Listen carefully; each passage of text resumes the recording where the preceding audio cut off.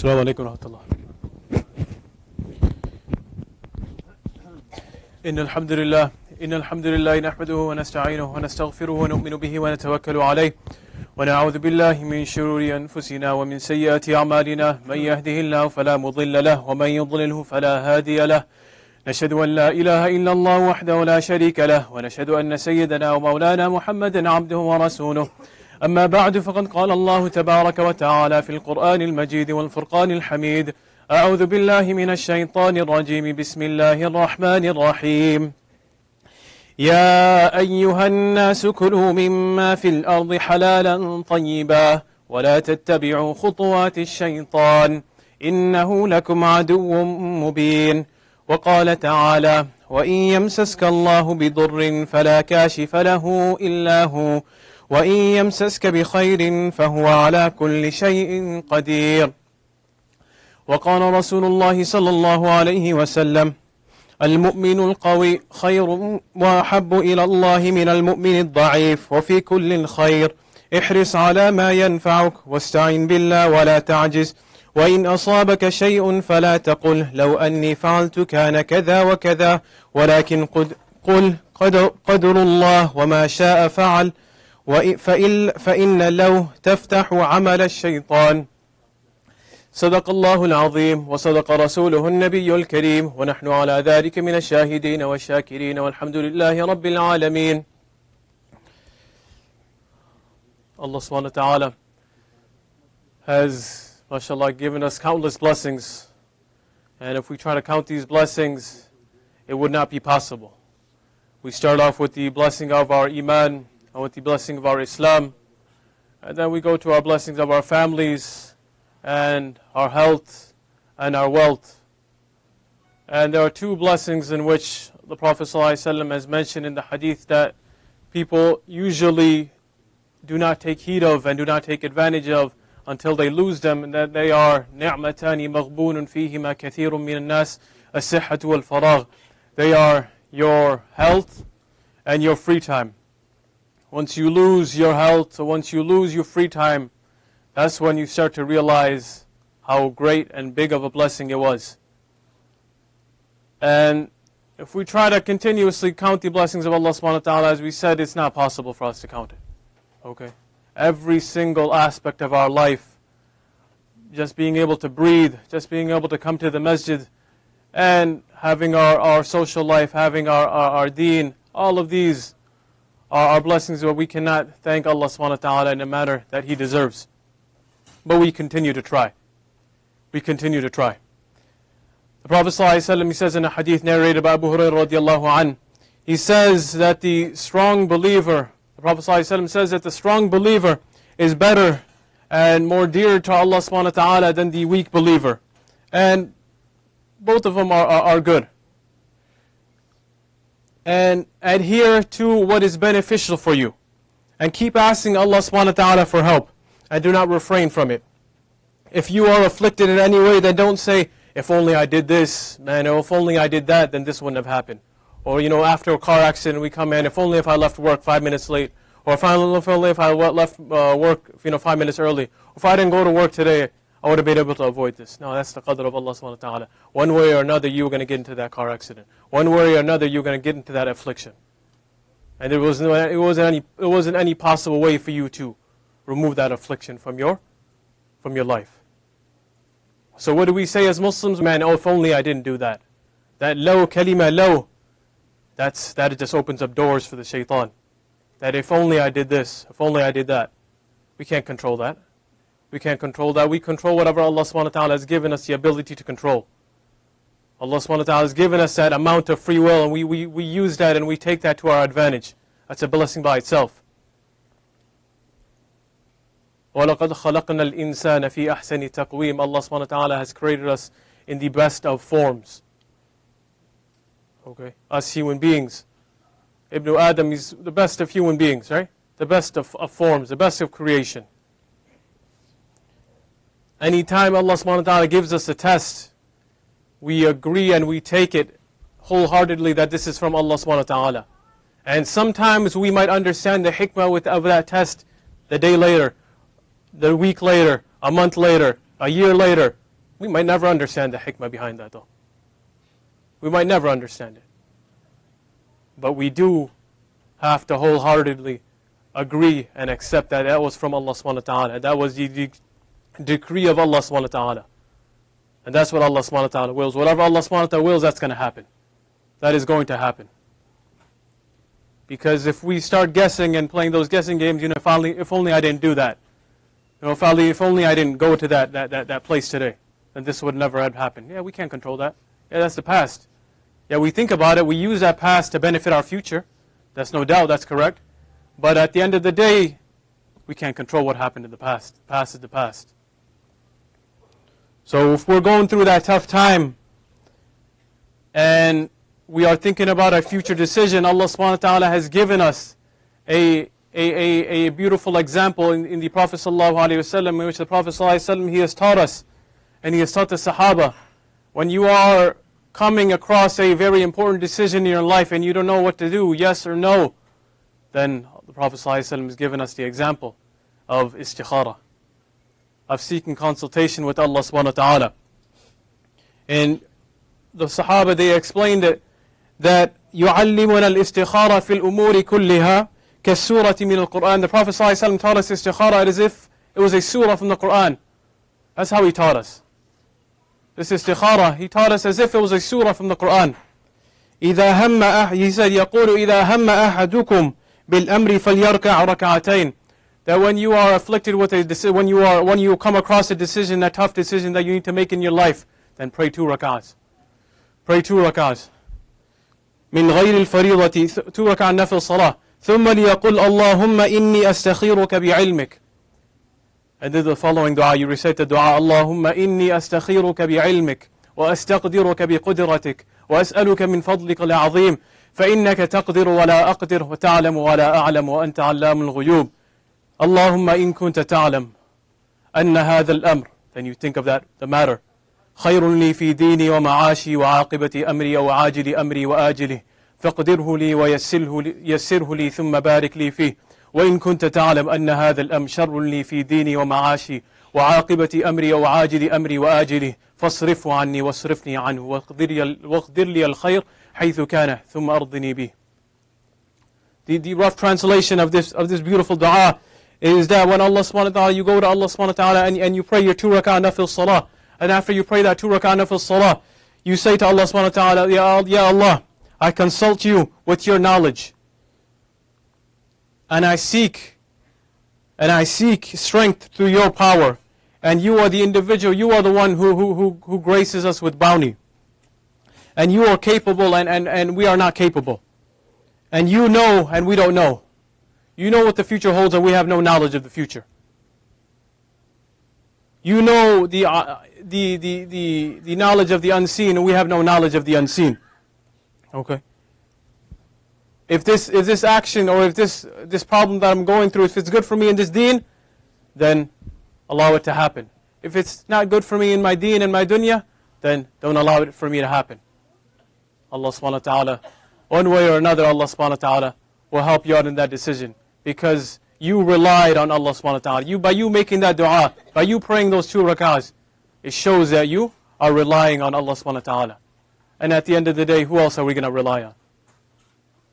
At the end of the day, who else are we going to rely on? Another hadith of the Prophet ﷺ, narrated by Miqdad bin Ma'di Karib. He says, سمعت رسول الله صلى الله عليه وسلم يقول ما ملأ آدمي وعاء شرا من بطن بحسب ابن آدم أكلات يقمن صلبه فإن كان لا محالة فثلث لطعامه وثلث لشرابه وثلث لنفسه. Prophet ﷺ, he says in the hadith, he says that no man, he fills a vessel worse than his own stomach. A few morsels should be enough to keep him upright. But if they really want to, and if he really has to, then what should this individual do? 1/3 for food, 1/3 for water, and then 1/3 for just you being able to breathe. Now we eat 3/3 up to our top, to our lungs, and then we can barely breathe after we're done eating. Okay? No, we don't want that. We don't want that. Okay? This is the maximum of the Prophet ﷺ. He didn't tell us to do this every single time. This is the maximum that he encouraged us to do. If you're going to eat, and this is what we should have. This is the categorization that we should have of our stomach. I know a gastroenterologist who came to our youth program a few weeks back, and he says that he used to give this actual example, this prophetic example to his patients. He would give this to them, that 1/3 water, 1/3 food, and 1/3 keep it open for air, for you to breathe. Okay? So it's ajib, right? It's ajib that they're using the prophetic example. Obviously he's Muslim, but still, he's using this prophetic example on Muslims, on non-Muslims. And Allah subhanahu wa ta'ala has given us everything in this deen. Allah subhanahu wa ta'ala has given every single aspect of our life in this deen. There's a hadith of the Prophet ﷺ that كان رسول الله صلى الله عليه وسلم بالبطحاء فأتى عليه بركانة. That once the Prophet ﷺ, is narrated in a hadith by Abu Dawood, that he was in a place called Batha. I believe it's in the outskirts of Mecca. And this individual, there was an individual he met, and this individual he had some cattle. Okay, he had some cattle of his, and he approached the Prophet ﷺ, and the man's name was Rukana. This man, they approached the Prophet ﷺ, his name was Rukana. Okay, and he said, Ya Muhammad, هل لك أن تصارعني?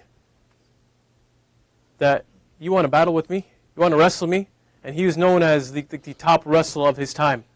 Not a single individual took him down, ever in his career, right? Not a single individual ever taken him down. So he approached the Prophet ﷺ and he told him, you want to wrestle me? You want to wrestle me? The Prophet ﷺ said, all right, what's going to happen if I beat you? If I beat you, if I take you down, what's going to happen? He said, all right, if you beat me, right? We talked about that word if before, huh? If you beat me, then you can take a sheep from my cattle. And those are, mashallah, those are expensive, huh? We all know during Qurbani time, huh, how expensive those are. He said, you can take a sheep from my cattle if you beat me. So he said, okay. All right. So they wrestled, started wrestling. He took him down. He took him down. Prophet ﷺ took him down. He's like, oh, he was so surprised. He said, what happened? What happened? He said, all right, let's do this again. Let's do this again. First time, that was, beginner's luck, right? That was lucky. Let's try this again. Second time, he took him down again. He took him down again. And this narration, there's another narration that mentions that he took him down 3 times. This narration that I found was that he took him down twice. And after he took him down that second time, he went to the Prophet ﷺ and he told him that nobody has ever taken me down. Not a single individual has ever taken me down. And you are the only individual in my entire career that has taken me down. So I say, Ashhadu an la ilaha illallah wa ashhadu anna Muhammadan Rasulullah. At that moment, he accepted Islam. At that moment, he accepted Islam. Okay. Obviously, we can learn many things from this narration, right? Many things from this narration.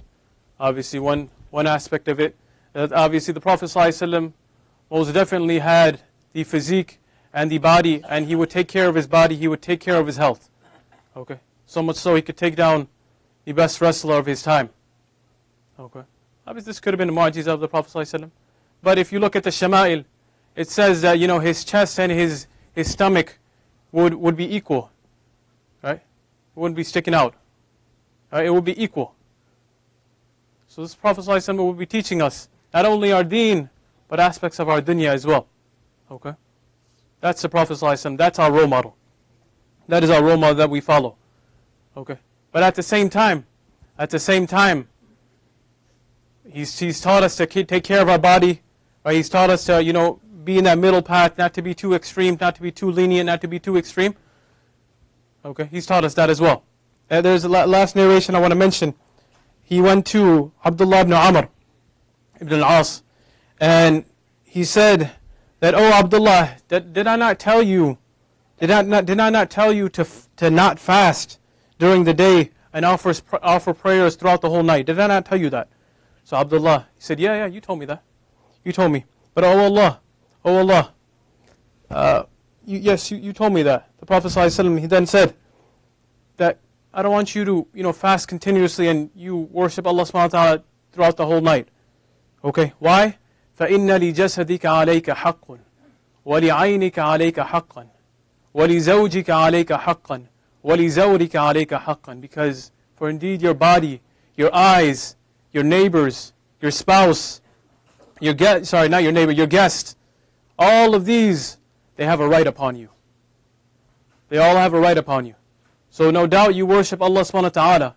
No doubt He's not saying not to worship Allah, but at the same time, you have the huququllah, you have the rights of Allah subhanahu wa ta'ala, and you have the rights of fellow human beings, huququl ibad.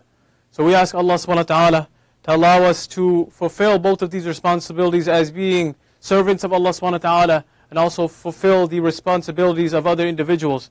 Wa akhiru da'wana alhamdulillahi rabbil alameen.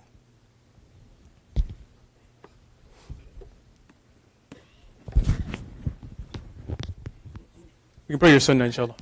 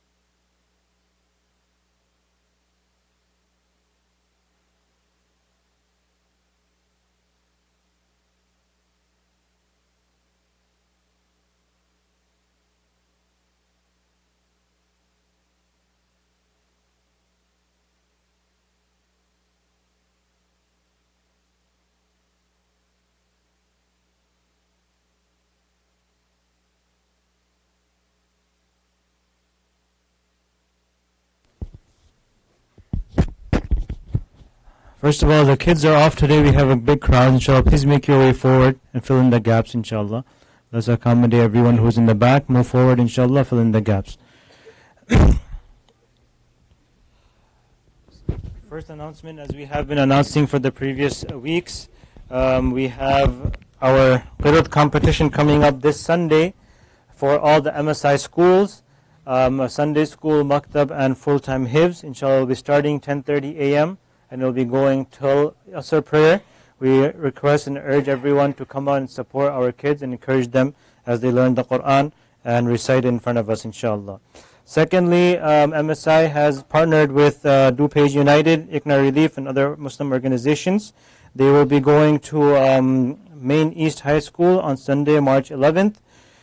From 4 p.m. to 5:15, they will be meeting candidates for the office of Attorney General, and they'll be discussing relevant current issues. There will be a free bus ride from MSI at 3 p.m. Once again, that's Sunday, March 11th, inshallah. Friday, March 16th, after Maghrib prayer, we'll have a special program with Sheikh Amin.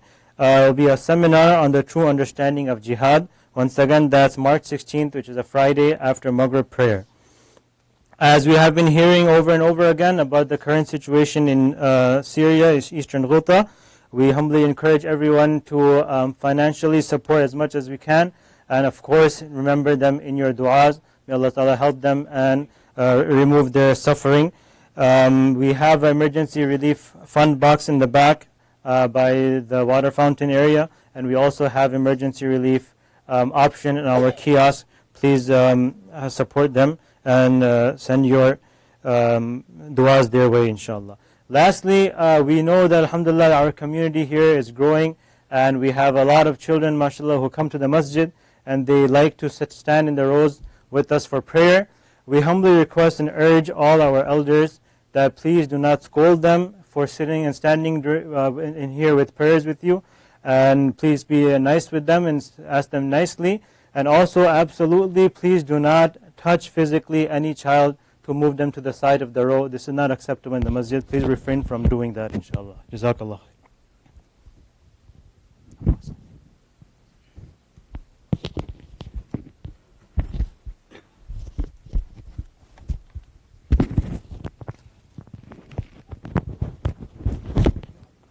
Allahu Akbar, Allahu Akbar. Allahu Akbar, Allahu Akbar. Ashhadu an la ilaha illallah.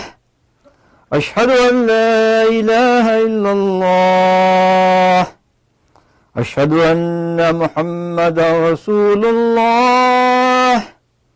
Ashhadu anna Muhammadan Rasulullah. Hayya ala salah. Hayya ala salah. حي على الفلاح. حي على الفلاح. الله أكبر، الله أكبر. لا إله إلا الله.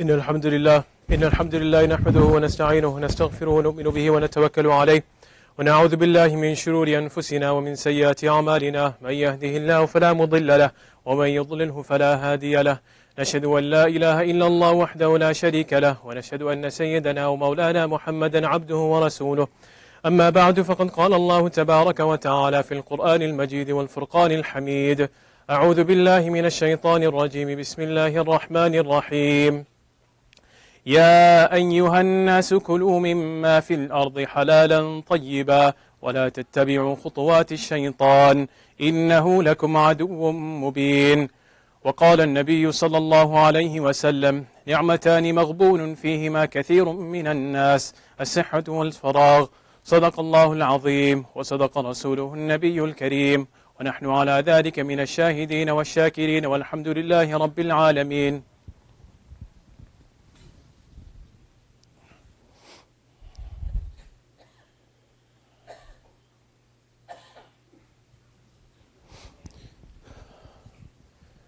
الحمد لله رب العالمين والصلاة والسلام على رسول الله. قال الله تعالى: إن الله وملائكته يصلون على النبي يا أيها الذين آمنوا صلوا عليه وسلموا تسليما. اللهم صل على محمد وعلى آل محمد كما صليت على إبراهيم وعلى آل إبراهيم إنك حميد مجيد. اللهم بارك على محمد وعلى آل محمد كما باركت على إبراهيم وعلى آل إبراهيم إنك حميد مجيد. وقال تعالى: إن الله وملائكته يصلون على النبي يا أيها الذين آمنوا صلوا عليه وسلموا تسليما. إن الله يأمر بالعدل والإحسان وإيتاء ذي القربى وينهى عن الفحشاء والمنكر والبغي يعظكم لعلكم تذكرون فاذكروني يذكركم واشكروا لي ولا تكفرون. أقيم الصلاة.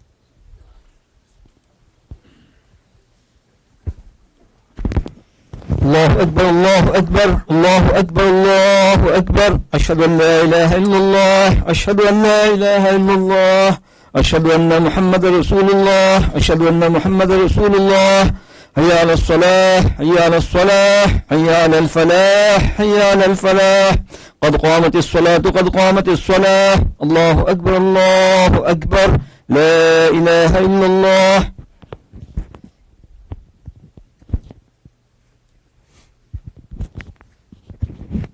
Please straighten your lines and put your phones on silent.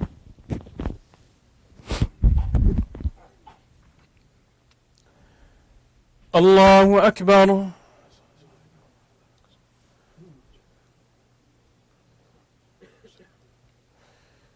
الحمد لله رب العالمين الرحمن الرحيم مالك يوم الدين إياك نعبد وإياك نستعين اهدنا الصراط المستقيم صراط الذين أنعمت عليهم غير المغضوب عليهم ولا الضالين.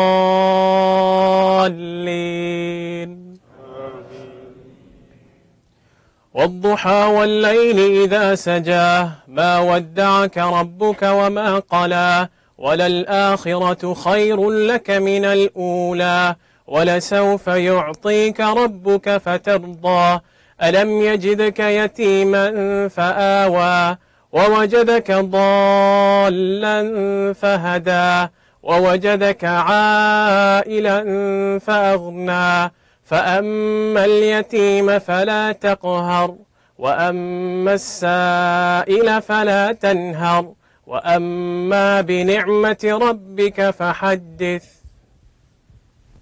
الله أكبر.